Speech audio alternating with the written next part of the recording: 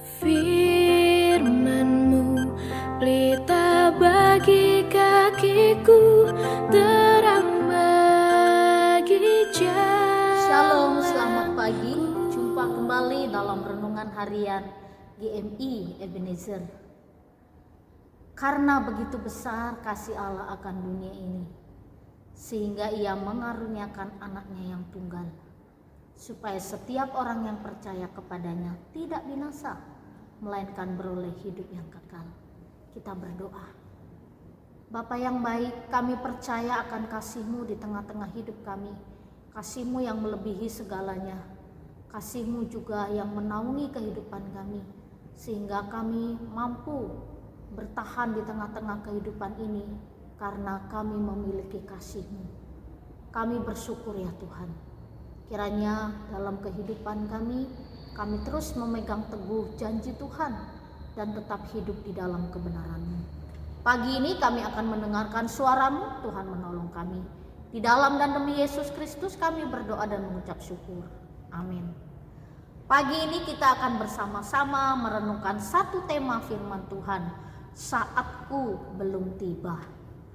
Bapak, Ibu, serta saudara-saudari, waktu Tuhan tentu bukan waktu kita, tapi waktu Tuhan adalah waktu yang terbaik. Lalu dalam bahasa Yunani, waktu ini ada dua macam, yaitu waktu yang disebut dengan kairos dan waktu yang disebut dengan kronos. Waktu kairos itu artinya kesempatan.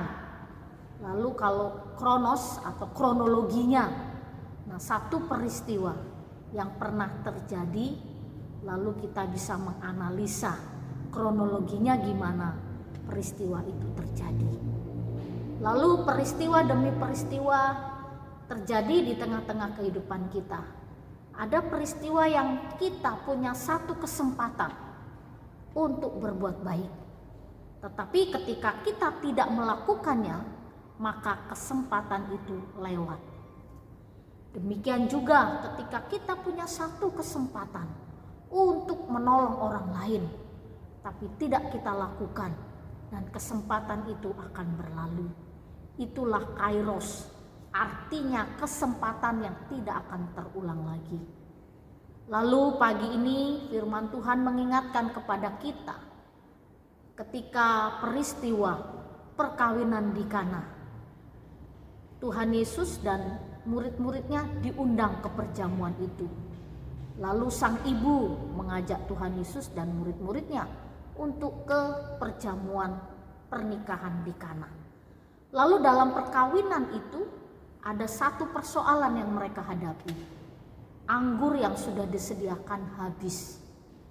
Lalu ini menjadi satu persoalan kalau tuan rumah tidak bisa menyediakan untuk tamu. Lalu tuan rumah akan menjadi malu, bahkan 7 turunan mereka akan diingat peristiwa tentang kekurangan anggur dalam pesta pernikahan. Lalu sang ibu Tuhan Yesus sebagai seorang ibu, dia tahu apa yang terjadi dengan tuan rumah. Lalu sang ibu katakan kepada Tuhan Yesus di dalam Yohanes pasal 2 ayat yang ketiga dan keempat. Ketika mereka kekurangan anggur, ibu Yesus berkata kepadanya, "Mereka kehabisan anggur." Kata Yesus kepadanya, "Mau apakah engkau daripadaku, ibu? Saatku belum tiba." Ketika sang ibu mengatakan mereka kehabisan anggur, sang ibu tidak menyuruh Tuhan Yesus untuk membuat anggur, tapi sang ibu memberitahukan bahwa tuan rumah kehabisan anggur. Lalu Yesus katakan, "Saatku belum tiba, aku tidak bisa melakukan apapun." Tetapi sang ibu katakan kepada pelayan-pelayan, apa yang dia suruhkan lakukanlah. Lalu Tuhan Yesus menyuruh para pelayan untuk menyediakan tempayan-tempayan. Isilah penuh semua dengan air. Lalu terjadilah mujizat terjadi, air berubah menjadi anggur. Dan ini merupakan mujizat yang pertama yang Tuhan Yesus lakukan. Bapak, Ibu, serta saudara-saudari, kesempatan yang terbaik ketika sang ibu meminta kepada Tuhan Yesus. Dan Tuhan Yesus menjawab permintaan sang ibu, sehingga pesta pernikahan menjadi lebih meriah. Dan mereka katakan anggur yang mereka minum lebih enak daripada anggur yang sebelumnya. Mujizat Tuhan terjadi tepat pada waktunya. Kesempatan-kesempatan yang terbaik yang Tuhan Yesus lakukan.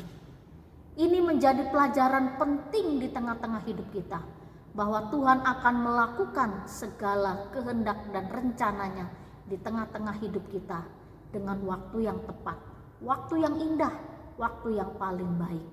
Oleh karena itu, Bapak, Ibu, serta saudara-saudari, mari kita menantikan segala doa kita dijawab oleh Tuhan tepat pada waktunya.